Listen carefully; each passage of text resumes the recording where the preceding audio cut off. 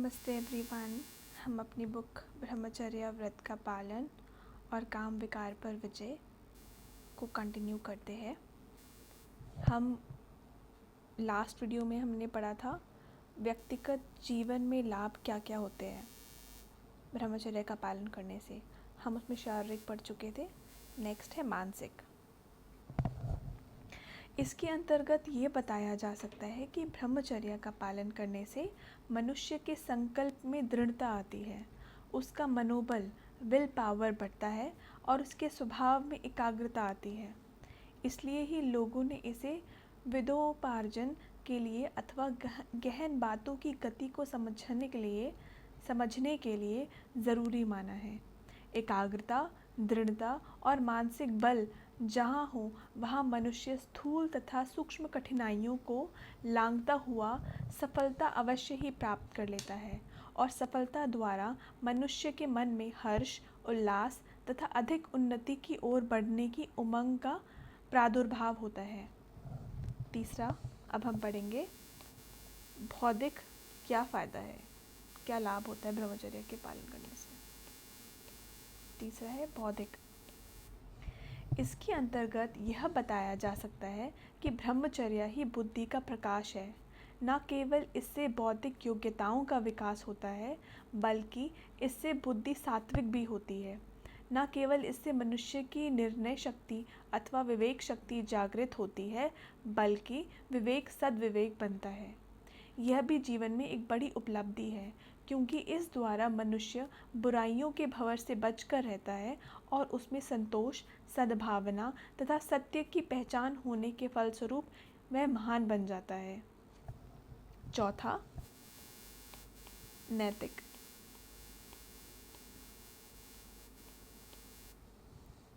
ब्रह्मचर्य नैतिक जीवन की तो नींव ही है। इस द्वारा दृष्टि वृत्ति के शुद्ध होने से तथा इंद्रियों के एक कड़े आकर्षण को जीतने से मनुष्य अन्य आकर्षणों तथा प्रलोभनों को भी पार कर नैतिकता के शिखर पर पहुंचने में सफल होता है। उसमें निर्भय और निसंकोच बनने तथा सत्य का पालन करने की अथाह शक्ति आती है। पांचवा, आध्यात्मिक।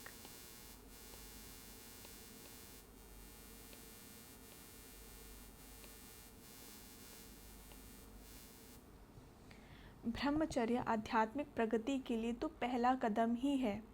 ब्रह्मचर्य के बिना आत्मानुभूति तथा ईश्वरानुभूति कदापि नहीं हो सकती, क्योंकि कामी मनुष्य की प्रीति देह से होती है, उसका मन भी चंचल होता है और देह की वास्तविकता के प्रति उसका विवेक जागृत नहीं हुआ होता। ना ही पतनकारी प्रवृत्तियों में पर उसका नियंत्रण होता है। अतः वर्तमान जीवन में आनंद, जो कि सर्वोत्कृष्ट उपलब्धि है तथा महानता की प्राप्ति और भविष्य में भी देवत्व एवं सात्विक सुखों की पूर्ण प्राप्ति का यदि मनुष्य को ज्ञान हो जाए तो वह ब्रह्मचर्य का पालन अवश्य करेगा ही। छठा, आर्थिक लाभ।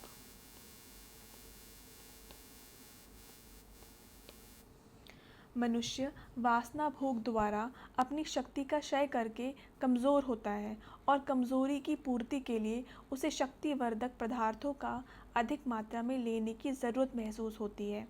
या तो वह डॉक्टरों के पास जाकर टॉनिक और विटामिन्स की गोलियां या ताकत के इंजेक्शन लगवाता फिरता है। अधिक संतानोत्पत्ति से भी उसका खर्च बढ़ जाता है और वासना वाला व्यक्ति सिनेमा, होटल, शराब, फैशन इत्यादि की ओर भी प्रवृत्त होता है। इन सब के लिए उसे धन जुटाना पड़ता है और उसके लिए वह अवैध तथा अनैतिक तरीके अपनाता है और चिंतित रहने लगता है। इस चिंता तथा अवैध कार्यों के कारण फिर उसमें वासना भोगने की प्रवृत्ति भड़क उठती है, ताकि वह मन को हल्का करे। इस प्रकार वह एक कुचक्र में फंस जाता है। ब्रह्मचर्य का पालन करने वाला व्यक्ति इन सभी झंझटों से सुरक्षित, सरल, संतुष्ट और सदा प्रसन्न रहता है। सातवां, सामाजिक।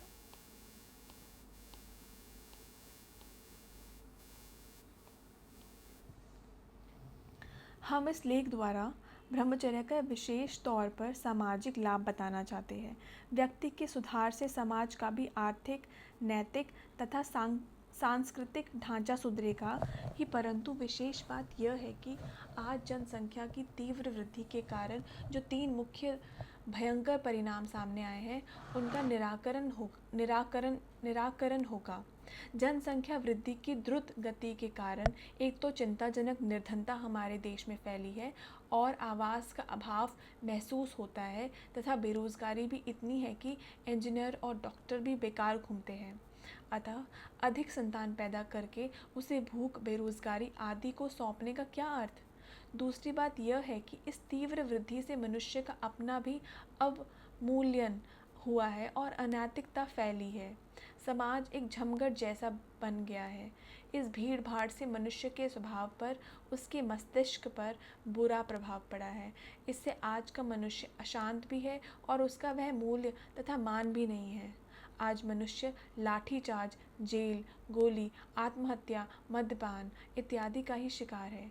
तीसरे, सारा वातावरण दूषित हो गया है। जल और वायुमंडल सभी बिगड़ गए हैं। अतः मनुष्य का आज यह एक सामाजिक कर्तव्य है कि वह ब्रह्मचर्या का पालन करे। अब हम नेक्स्ट टॉपिक पे चलते हैं। टॉपिक का नाम है भक्ति मार्ग में भी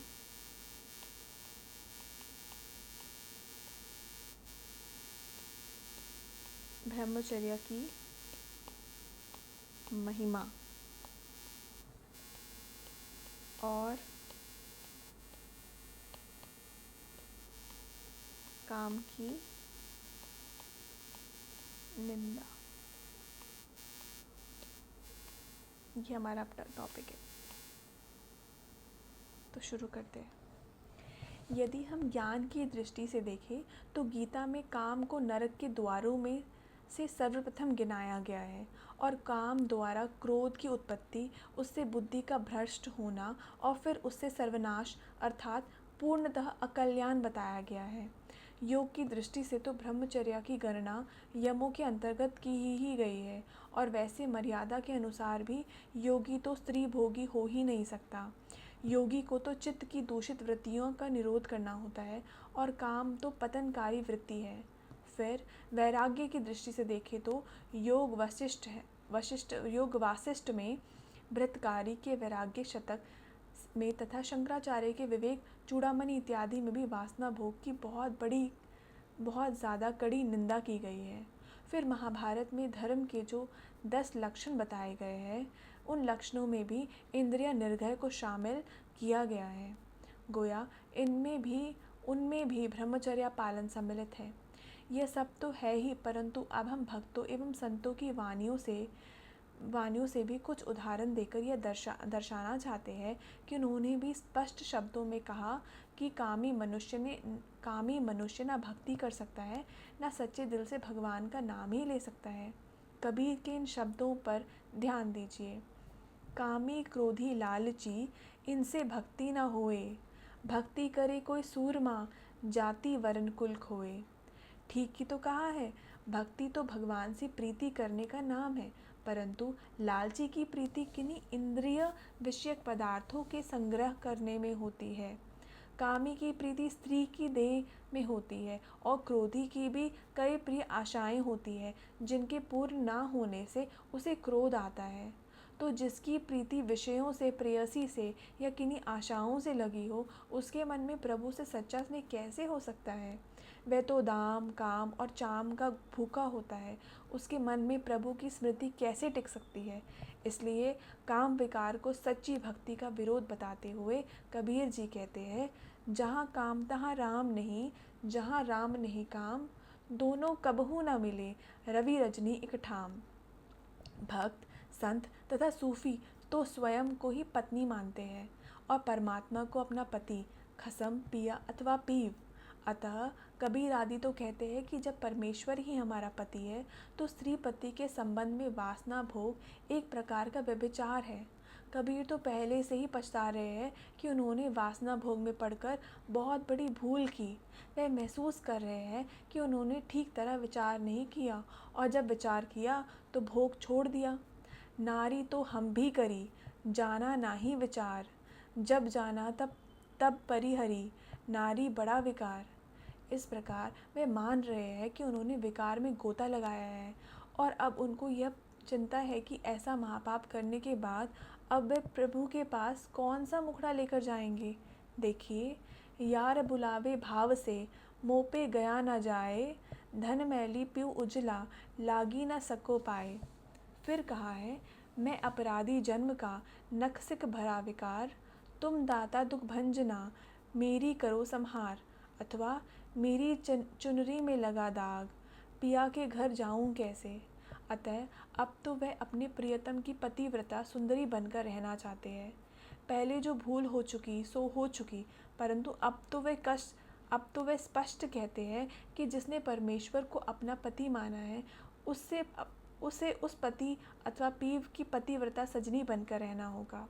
वरना जिसने किसी देहधारी को अपना पति बना रखा है उसने तो गोया मन में यार बसा रखा है, वह तो व्यभिचारिण ही मानी जाएगी और उसका परमेश्वर रूप खसम उससे खुश न होगा।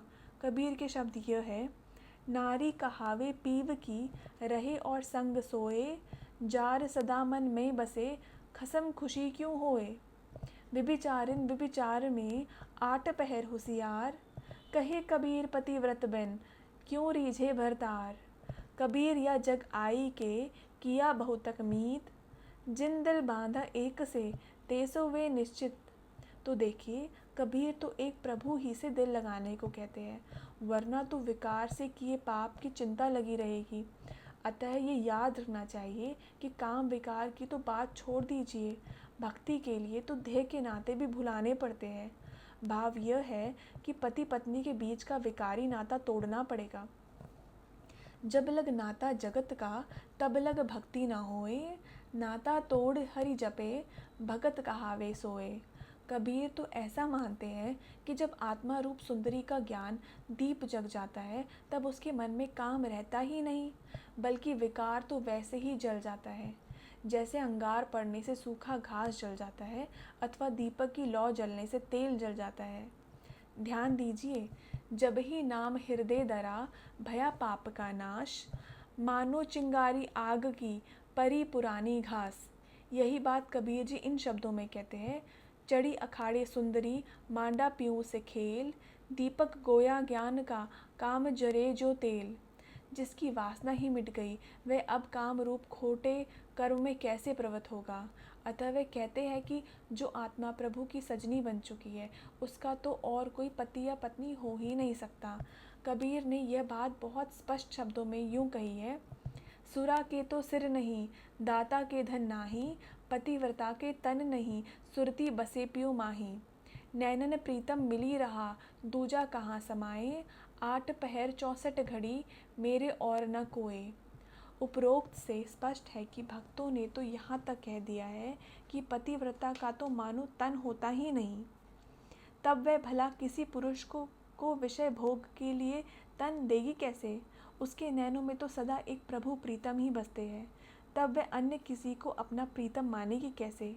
बात यह है कि प्रभु से प्यार करने वाला तो अपने तन को मिट्टी मानता है और दूसरों के तन को भी, तब वह मिट्टी से क्या नाता जोड़े। वह तो जानता है कि ये नाते रहने वाले ही नहीं हैं। अतः कबीर कहते हैं, यह तन कांचा कुंभ है, लिए फिरे इता साथ, टपका लागा फूटिया कुछ नहीं आया हाथ। तन सराय मन पाहरू मनसा उतरी आए, कोऊ काहू का है नहीं सब देखी ठोक बजाए। और देखिए, एक दिन ऐसा होएगा, कोऊ काहू का नाही, घर की नारी को कहे तन की नारी जाही।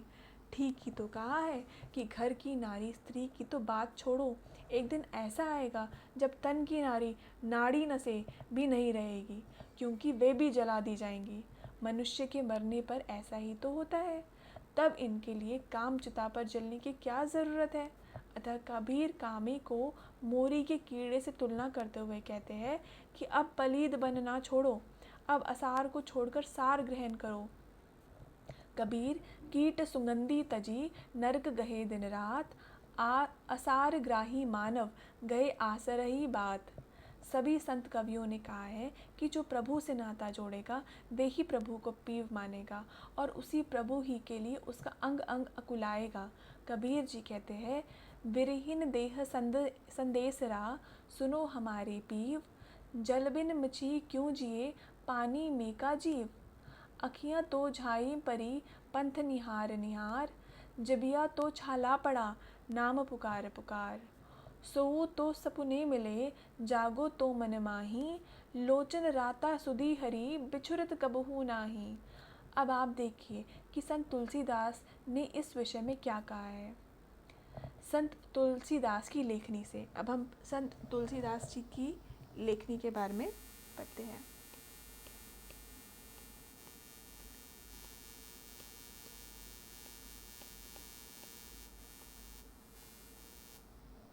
संत तुलसी की तो जीवन गाथा ही पुकार पुकार कर कह रही है कि काम विकार को छोड़े बिना मनुष्य आध्यात्मिक उन्नति प्राप्त कर ही नहीं सकता। संत तुलसीदास के जीवन की उस घटना को तो प्रायः सभी जानते ही हैं जिससे कि उनके मन में राम से प्रीति जगी थी, परंतु फिर भी यहाँ संक्षेप में उसका लेख कर देना लाभकर होगा ताकि जो लोग उससे अपरिचित हैं वह भी उसे जान जाए। वह घटना इस प्रकार है। संत तुलसीदास जी का अपनी पत्नी में बहुत ही अनुराग था। एक बार उनकी स्त्री अपने पिता के घर गई तो तुलसीदास जी पत्नी के बिना रह नहीं सके। वे अर्धरात्रि को ही पत्नी के मायके की ओर चल दिए। रास्ते में नदी पड़ती थी। वर्षा के कारण नदी में बाढ़ सी थी। उसे पार करने के लिए भी कोई साधन नहीं था और यह काम था भी खतरे का। परंतु तुलसीदास जी पर तो पत्नी के मिलन की धुन सवार थी। वे वहाँ पहुँचे बिना तो रह नहीं सकते थे। इतने में उनकी दृष्टि नदी में बहते हुए एक मुर्दे पर पड़ी। कहते हैं कि वे उस मुर्दे पर जाकर बैठ गए और पार उतर गए। जब वे अपने ससुराल पहुँचे तो द्वार बंद था, परंतु स्त्री के कोठे से एक सांप लटक रहा था। वह उसे रस्सी मानकर उसी को पकड़कर ऊपर उस कमरे में चले गए जहाँ उनकी पत्नी थी। जब वह स्त्री के सामने पहुँचे तो वह आश्चर्यचकित रह गई। उन्होंने कहा, आप इस समय कैसे आए? जब तुलसीदास ने उन्हें सारा वृतांत कह सुनाया तो वह बोली, आश्चर्य, इस हाड़ मांस और रक्त कफ से परिपूर्ण शरीर के लिए आपने इतना खतरा मोल लिया और आधी रात गए इतना यत्न किया। आपको लोक लाज भी भूल गई। इससे आपको क्या मिलेगा? इसमें तो आपके जीवन का क्षय इसमें तो आपके जीवन का क्षय ही होगा। ओहो, यदि आपकी ऐसी प्रीति राम से होती तो आप संसार से तर जाते। यह बात तुलसी जी के मन को लग गई और उसी समय उन्होंने अपनी पत्नी को धर्म माता के रूप में माना और चल दिए। उसके बाद देखिए तो उन्होंने कैसी भक्ति की और उस भक्ति में सारी रामायण लिख डाली। तभी हमने यह कहा कि उनकी तो जीवन कहानी ही बोल रही है कि यदि कोई आध्यात्मिक उन्नति चाहता है तो उसे सप्तनीक जीवन में भी काम विकार का बहिष्कार करना होगा। फिर उन द्वारा लिखित कविता में भी काम को छोड़ने के बारे में अनेकानेक पद है। यहाँ हम नमूने के तौर पर बहुत थोड़े ही पदों का उल्लेख कर रहे हैं। तात तीनी अति प्रबल खल, काम क्रोध अरुलोभ, मुनि विज्ञान सुदाम मन, कर ही निमिष महु लोभ। काम क्रोध लोभ आदि को खल बताने के बाद उन्हें बहुत ही दुखप्रद माना है। काम क्रोध लोभ आदि मद प्रबल मोह की दारी, तिन्ह मह अति दारुण दुखद माया रूपी नारी। इसके अतिरिक्त उन्होंने काम को एक बड़ा मद माना है जिसका एक क्षण में ऐसा तो नशा चढ़ जाता है कि मनुष्य अपने स्वरूप को भूलकर उल्टे कर्म कर बैठता है। नाथ विषय सम मद कछु नाही, मुनि मन मोह करई छन माही।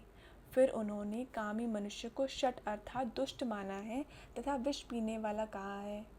ऐही तन कर फल विषय न भाई, स्वर्गो स्वल्प अंत दुखदाई।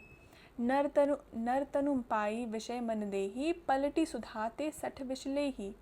ताही कबहू भल कही न कोई, गुंजा गई परस मनि खोई। देखिए, उन्होंने तो कहा है कि यह काम रूपी विषय पहले सुखद अनुभव होता है, परंतु यह है बहुत दुखदाई और वासना भोग करने वाले मनुष्य को कोई भी भला आदमी नहीं कहेगा, क्योंकि वह तो वास्तव में शठ ही है। संत तुलसीदास जी ने पुनः पुनः कामी मनुष्य को कपटी, खल, शठ आदि के समकक्ष रखा है। ध्यान दीजिए, काम क्रोध मद लोभ परायन, निर्दय कपटी कुटिल मलायन, बैरु अदारन सब कोई सो, जो कर हित अनहुत ताहु सो। ऐसे पापी लोगों में भी कामी की गणना सर्वप्रथम की गई है। इसके अतिरिक्त तुलसीदास जी ने यह भी माना है कि सतयुग, कृतयुग और त्रेता युग में कामी मनुष्य नहीं होता, क्योंकि वहाँ योग बल द्वारा ही संतति होती है। अवगुण सिंधु मंदमति कामी, ऐसे अधम मनुष्य खल, कृतयुग त्रेता नाही, द्वापर कछुक वृंद बहु, हो रही कलयुग माही। देखिए, उन्होंने कामी को पुनः अधम और खल कहा है तथा उसका उल्लेख अवगुण सिंधु तथा मंदमती लोगों के संग किया है। इसके अतिरिक्त उन्होंने लिखा है कि राम कहते हैं कि जिनमें काम विकार नहीं है वे ही मुझ प्रभु को प्रिय है। विगत काम मम नाम परायन, शांति बिरति बिनती मधुतायन, शीतलता सरलता मैत्री। इस प्रकार उन्होंने कामजीत मनुष्य की गणना दिव्य गुण धारण करने वालों में करके स्पष्ट कर दिया है कि काम परायण मनुष्य असुर है। संत तुलसीदास जी इन काम क्रोध आदि से छूटने का उपाय बताते हैं। वह कहते हैं कि लोभी मनुष्य लोभ में प्रवृत्त होने के लिए दंभ का सहारा लेता है। क्रोधी किसी के वचनों से भड़क कर क्रोधान्वित होता है अथवा तीक्ष्ण वचन बोलकर क्रोध व्यक्त करता है। इसी प्रकार कामी नर स्त्री से वासना भोग करता है। ये सभी बुराइयां जाएंगी तभी जब मनुष्य प्रभु से प्रीति जुटाएगा, उस एक से नाता जोड़ेगा, तभी सारे प्रपंच में भी मिटेंगे और उसको लोक तथा परलोक दोनों का सुख मिलेगा। लोभ की इच्छा दंभ बल, काम के केवल नारी, क्रोध के पुरुष वचन बल, मुनिवर कही विचारी। तब लगी कुशल न जीव का, सपने हूँ मन विराम, जब लगी भजन न राम कहा, शोक धाम तजि काम। मिटही पाप परिपंच सब, अखिल अमंगल भार, लोक सुजस पर लोक सुख, सुमिरत नाम तुम्हार। कामी नारी पियरि जिमी, लोभी के प्रिय दाम, तिमि रघुनाथ निरंतर, प्रिय लागू मोहि राम। अतः हमें अब निर्णय करना चाहिए कि हम अपनी जीवन का नैया राम के हवाले करना चाहते हैं या काम के। हम शिव के अभिलाषी है या विष के। इसी काम विकार के कारण ही तो रामायण में सूर्पनखा की नाक कटी और रावण के 10 शीश चले। आज जो रामायण उपलब्ध है उससे स्पष्ट है कि इसी काम विकार के कारण रावण के 9 लाख कुटुंबी और 1.25 लाख नाती मरे और सारी सोने की लंका जली। परंतु कितने आश्चर्य की बात है कि प्रतिवर्ष लोग रावण का बुत जलाते हैं, सूर्पनखा की नाक भी काटी जाती है, परंतु लोग अपने मन में काम विकार को नहीं जलाते। वे रावण के बुत पर तो गधे का शीश दिखाते हैं, परंतु अपने मन में नहीं झांकते। रामायण एक कल्पित रूपक हो या वास्तविक घटना, उसका सार तो यही है और यह तो मनुष्य को अपने मन में धारण करना ही चाहिए। तुलसी और उनकी रामायण के प्रसंगों को देख लेना चाहिए कि तुलसी जी ने तो स्पष्ट कहा है कि मलिन कर्म वाले लोग राम से नहीं मिल सकते। राम को पाना चाहने वाले केवल राम ही के उपासक होते हैं, काम के नहीं। देखिए, सुधे मन सूधे वचन सुधी सब करतूती, तुलसी सूधी सकल विधि रघुवर प्रेम प्रसूति। वेश विसद बोलिनी मधुर, मन कटु कर्म मलीन, तुलसी राम न पाइए भय विष जलमीन। एक भरोसा एक बल एक आस विश्वास, एक राम घन श्याम हित चातक तुलसीदास। अब हम अगला टॉपिक मीराबाई के बारे में पढ़ते हैं। सभी जानते हैं, नेक्स्ट है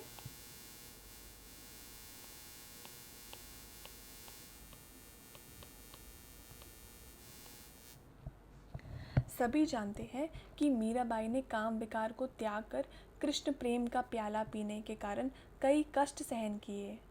राणा ने उनके पास सांप का पिटारा भेजा, उन्हें जहर का प्याला भी पिलाने की आज्ञा दी, उन्हें सूली पर सुलाने को भी कहा, परंतु मीरा श्री कृष्ण भक्ति से पीछे नहीं हटी और उनकी इस अटूट भक्ति के परिणाम स्वरूप उन्हें ईश्वरी सहायता भी मिली। मीरा के ये पद इन्हीं दोनों धाराओं को व्यंजित करते हैं। मीरा मग्न भई हरि के गुण गाए, सांप पेटारा राणा भेजिया, मीरा हाथ दियो जाए।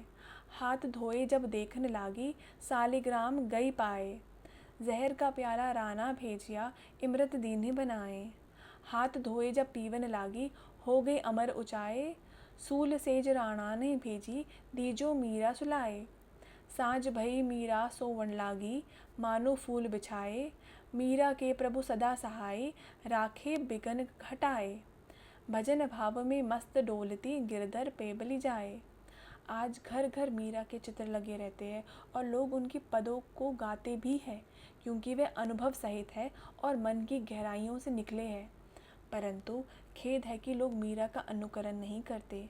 मीरा ने तो श्री कृष्ण ही को पति रूप में अपनाया था और काम को तो अपने इष्ट पर वार दिया था। मीरा के ये पद इसी सत्यता की साक्षी देते हैं। मेरे तो गिरधर गोपाल दूसरा न कोई, दूसरो न कोई, जाके सिर मोर मुकुट मेरो पति सोई। छोड़ी दई कुल की कानी, कहाँ करे कोई, संतन डिग बैठी बैठी लोक लाज खोई। ज़रा ध्यान दीजिए कि मीरा को इस भक्ति के लिए लोक लाज भी खोनी पड़ी, क्योंकि ये तो 2 युगों से संसार की रीति रही है कि जब कोई प्रभु प्रेम की ओर बढ़ता है तो लोग उस पर अट्टहास करते हैं, वे उसे कई यातनाएं भी देते हैं। मीरा ने यही बात इस प्रकार व्यक्त की है। पग घुंघरू बांध मीरा नाची रे, लोग कहे मीरा भई बावरी, सास कहे कुल नासी रे। जहर का प्याला राणा जी भेजिया, पीवत मीरा हासी रे। मैं तो अपने नारायण की हो गई अपही दासी रे। मीरा के प्रभु गिरधर नागर, मिलो अविनाशी रे। जब मीरा को अविनाशी पति मिल गया तो फिर मीरा को किसका डर और काहे की चिंता। मीरा को तो अब राम रतन धन मिल गया था, अब उसे और क्या चाहिए था। मीरा कहती है, पायो जी मैंने राम रतन धन पायो, वस्तु अमूलक दी मेरे सतगुरु, कृपा कर अपनायो। जन्म जन्म की पूंजी पाई, जग में सभी खुआयो। खर्चे नहीं कोई चोर न लेवे, दिन दिन बढ़त सवायो। सत की नाव खेवटिया सतगुरु, भवसागर तर आयो। मीरा के प्रभु गिरधर नागर, हरक हरक जस गायो। परंतु जिन लोगों की प्रभु से प्रीति ही नहीं है, जिनकी दृष्टि देह अभिमान पर आधारित है, वे क्या जाने कि भक्ति, ज्ञान या योग क्या होता है। वे तो भक्तों तथा योगियों पर सितम ढाते हैं। उन्हें ना तो ज्ञान रत्नों की पहचान होती है, ना ही उसके समान जीवन का कोई ऊंचा लक्ष्य होता है। यही बात मीरा ने इस प्रकार कही है। घायल की गति घायल जाने, के जिन लागी होए। जौहरी की गति जौहरी जाने, के जिन जौहर होए। परंतु जिसको यह लौ लग गई, उसकी तो मिटाई ही नहीं मिटती। वह तो समझ जाता है कि यही एक युक्ति है जिस द्वारा मनुष्य बुरे कर्मों से बच सकता है। सार की बात तो यह है कि मनुष्य पवित्र बने और उसके लिए प्रभु प्रेम में रमे। बाकी तो यज्ञ, कर्म, संन्यास इत्यादि से कोई लाभ नहीं। इसलिए मीरा गा उठी, कहा भयो तीर्थ व्रत कीन्हे, कहा लियो करवट कासी। इस देह का गर्भ न करना, माटी में मिल जासी। यह संसार चेहर की बाजी, साँझ पड़ियो उठ जासी। कहा भयो है भगवा पहरिया, घर तज भय सन्यासी। जोगी होए जुगती नी जागी, उलटी जन्म फिर जासी। अरज करूँ अबला कर जोरे, श्याम तुम्हारी दासी। मीरा के प्रभु गिरधर नागर, काटो जम की फांसी। ऊपर उद्धृत किए गए पदों में स्पष्ट है कि मीरा ने भी काम विकार को छोड़कर एक प्रभु ही को पिया के रूप में अपनाने के लिए कहा है। अब सूरदास जी की रचनाओं पर विचार कीजिए। हम सूरदास जी की चीज़ें हम नेक्स्ट वीडियो में आगे कंटिन्यू करते हैं।